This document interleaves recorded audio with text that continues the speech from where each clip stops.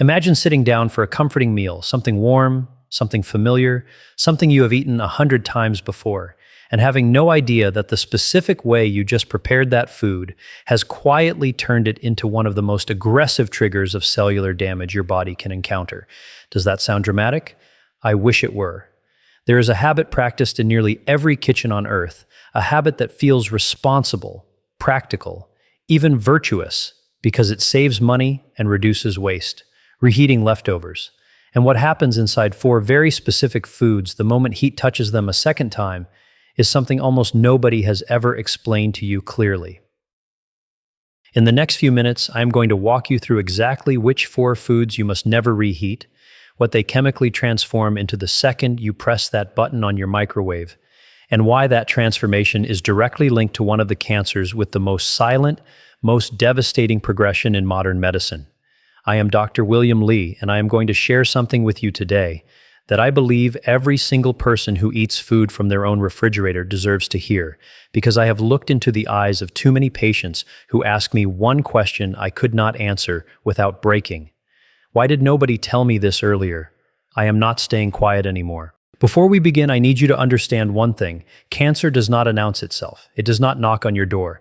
It does not raise its hand and ask permission. It builds quietly, cell by cell, mutation by mutation, in complete silence over months and years while you go about your normal life feeling perfectly fine. By the time your body finally gives you a signal loud enough to notice, the disease has usually already crossed thresholds that make treatment brutally difficult. That is why what I'm about to tell you matters so deeply, because at least 3 of these 4 foods are almost certainly inside your refrigerator right now, at this very moment, waiting to be reheated for dinner tonight. Let us begin with the first one, and I promise you this is going to catch you completely off guard, because it is a food that every doctor, every dietitian, every wellness expert on the internet has been telling you to eat more of for the past 2 decades. Picture that beautiful pan of sautéed spinach you made 2 nights ago, or that batch of steamed broccoli, or those roasted Brussels sprouts you were so proud of. You saved the leftovers because throwing away vegetables feels almost criminal. The next day you microwave them for 90 seconds. They look the same, they smell the same, they taste the same. And while you sit there feeling healthy and responsible, that second exposure to heat has just activated a chemical reaction that international cancer research agencies have flagged as a probable trigger for human cancers.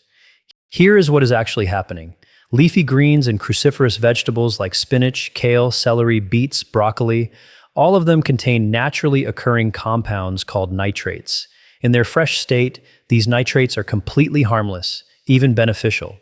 Your body uses them for healthy blood flow, but the moment you cook these vegetables and let them sit in your refrigerator, bacteria that live naturally on the food begin converting those harmless nitrates into a very different compound called nitrites.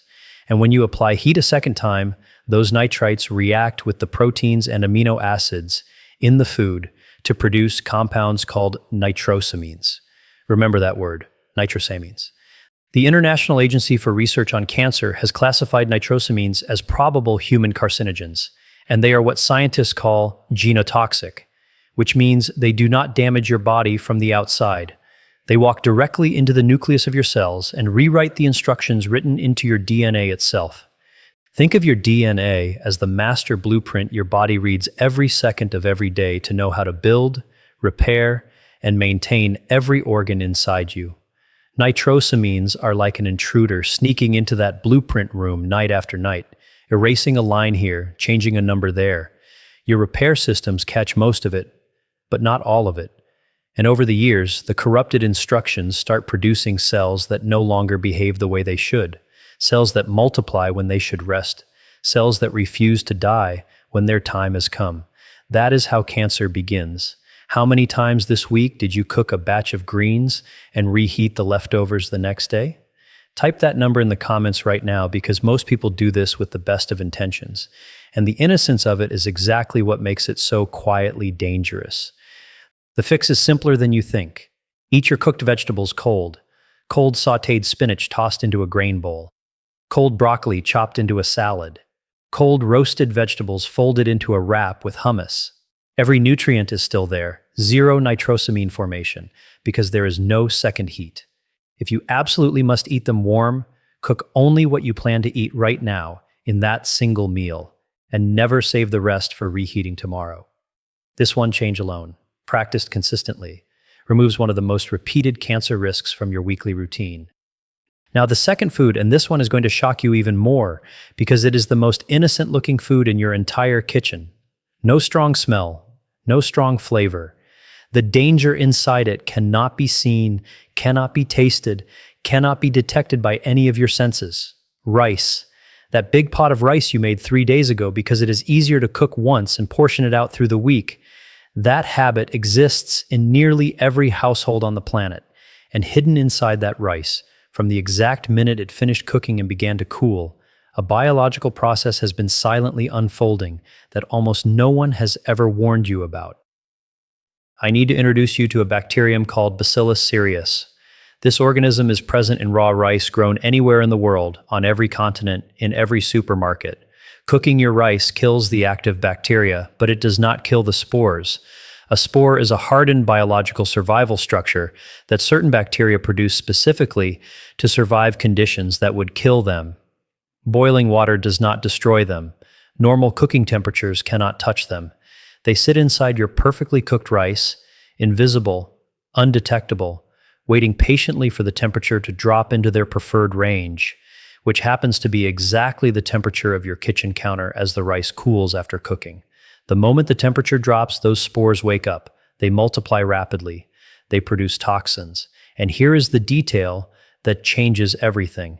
One of those toxins is heat stable. When you microwave that rice the next day, you kill the live bacteria. But the toxin that was already produced before you reheated it survives your microwave completely intact and enters your body in full working condition. Think of it like this. Imagine a factory in your basement producing toxic chemicals without your knowledge. You discover it and shut down every single machine, but the barrels that were already produced before you shut it down are still sitting in the warehouse, ready to be shipped. Your microwave shuts down the factory, but the barrels are already inside your bowl, and you are about to swallow them. Now, the connection to what we are discussing today, repeated low-level exposure to these bacterial toxins, even without dramatic food poisoning every single time, creates chronic low-grade inflammation throughout your gut. And modern medical research has clearly mapped what we call the gut organ axis. Your digestive system shares blood supply, lymphatic drainage, and inflammatory signaling pathways with nearly every major organ in your body. A chronically inflamed gut sends those inflammatory signals outward everywhere all the time, and organs like your pancreas, your liver, and your colon receive those signals directly. How many days has the rice in your refrigerator been sitting there right now? 1 day, 3 days, 5 days? Comment the honest number below, because that number tells you exactly how much silent risk you have been quietly tolerating. The fix is straightforward. Cool your cooked rice within 1 hour of finishing cooking. Do not leave it sitting on the stove for 3 hours while you watch television. Spread it out on a wide, shallow tray so it cools quickly, not piled deep in a container where the middle stays warm for hours. Refrigerate it within 60 minutes. Eat it within 24 hours. When you do reheat it fully until it is steaming hot all the way through, and eat all of it in that single meal. Do not reheat rice twice, ever. These are not complicated rules. They are simply rules most people have never been told exist. Now the third food, and nearly every household on Earth eats this multiple times a week. The danger here comes from a specific quirk of one very common kitchen appliance that creates invisible pockets inside food that look perfectly safe from the outside. Chicken. That roasted chicken you cooked last night, golden, beautifully browned, perfectly done all the way through. You wrapped the leftovers and stored them carefully. Today at lunch, you put a few pieces on a plate, microwave them for 2 minutes, touch the outside, it feels hot enough, and you eat. This is a completely normal Tuesday in millions of homes around the world, and the exact way that reheating happened. Microwave, 2 minutes, quick touch check on the outside, is exactly where the danger lives. Here's what most people never learn. A microwave does not heat food the way an oven does. It excites water molecules inside the food to generate heat from within. But different parts of the same piece of chicken have different water content, different density, different fat distribution. Some parts of that chicken will reach temperatures that kill bacteria completely. Other parts, just a centimeter away, remain at exactly the temperature bacteria prefer for multiplication. These are called cold spots. You cannot see them, you cannot feel them from the surface. The outside of that chicken can be scalding hot, while the center is sitting at the precise temperature where dangerous microorganisms thrive. Two bacteria make this specifically alarming when it comes to chicken: Salmonella and Campylobacter. Both are present in raw poultry at extremely high rates worldwide. Proper first cooking eliminates them. But recontamination after cooking is entirely possible. On your hands, on your cutting board, on your kitchen utensils, in the container itself. And the cold spots inside that microwave reheated chicken are not death zones for bacteria. They are warm, moist, protein-rich incubators. A salmonella infection is not a mild afternoon of stomach discomfort. It is a systemic biological event. High fever, violent abdominal cramping, uncontrollable vomiting, prolonged diarrhea, your entire immune system pulled into emergency response. And while that emergency response is unfolding in your gut, every other organ in your body is dragged into the inflammatory storm along with it. Here's what concerns me most as a physician. Full-blown food poisoning is not the only way this damages you. Repeated low-dose exposures too small to knock you completely down, but strong enough to keep your gut in a state of chronic low-grade inflammation, those are the exposures that accumulate silently over years into conditions your body simply cannot repair fast enough. Be completely honest with yourself right now. When you reheat chicken, do you actually verify it is steaming hot all the way through to the thickest part? Or do you touch the outside, feel warmth, and assume the inside matches? That gap between assumption and reality is exactly where these bacteria live and thrive. The fix is simple. Use the oven, not the microwave. 175 degrees Celsius, covered tightly with foil, 15 to 20 minutes. The trapped moist heat penetrates evenly, reaching every part of the meat uniformly. No cold spots. If you must use a microwave, cut the chicken into small uniform pieces before reheating. Use medium power rather than maximum. Pause halfway through to rearrange everything, and let it rest covered for 2 full minutes after heating. Or better still, eat it cold. Cold cooked chicken shredded into a fresh salad with lemon and olive oil eliminates every single risk we just discussed. Zero reheating, zero cold spots, zero inflammatory cascade. Now we have reached the fourth and final food. And this one is unique because it carries not one but two completely separate chemical dangers happening at the exact same time. Two different attacks on your body from a single bowl of leftovers. Potatoes. Think about those beautiful roasted potatoes from Sunday dinner, golden and crispy on the outside, fluffy on the inside. You made an entire tray because your family loves them. Monday evening, you take them out of the fridge, toss them into a hot pan with a splash of oil to crisp them back up, and eat them feeling completely resourceful. And right now, inside those potatoes, two completely independent chemical processes are attacking your body from two different directions at the same time. The first attack comes from a compound called acrylamide. The International Agency for Research on Cancer classifies acrylamide as a probable human carcinogen. It forms when starchy foods are exposed to high temperatures above 120 degrees Celsius. That gorgeous golden brown color you love, that crispy edge, that irresistible caramelized surface, that is the Maillard reaction. And acrylamide forms as part of that same chemical process. Here is what makes reheated potatoes specifically more dangerous than freshly cooked ones. When a potato is cooked once and then refrigerated, its surface dries out. Sugars and amino acids concentrate at that dried surface. When you apply high heat a second time, the chemical conditions for acrylamide formation are actually more favorable than they were during the first cooking. You may be delivering a significantly higher carcinogen load to your body from those reheated potatoes than from the original fresh meal. That is attack number one, direct carcinogenic exposure to some of the most sensitive cells in your body. Now, attack number two, this one damages your metabolism in a way that compounds silently over years. When potatoes are cooked and then cooled completely in the refrigerator, something genuinely remarkable happens. Part of the regular starch inside them transforms into a form called resistant starch. Resistant starch is actively protective. It moderates blood sugar. It slows glucose absorption. It feeds the beneficial bacteria in your gut.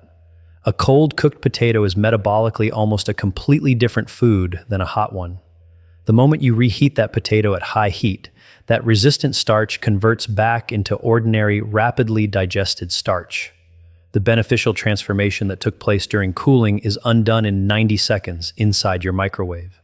What was once gentle on your blood sugar is now a sharp spike. And who has to respond to that spike?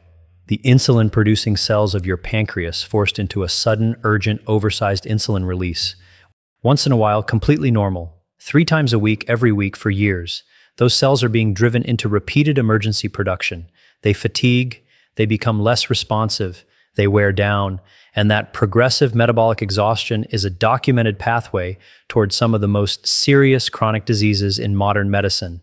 2 attacks at the same time, every single time you reheat those potatoes. And if you refry them in oil to crisp them back up, you are stacking dangers on top of dangers.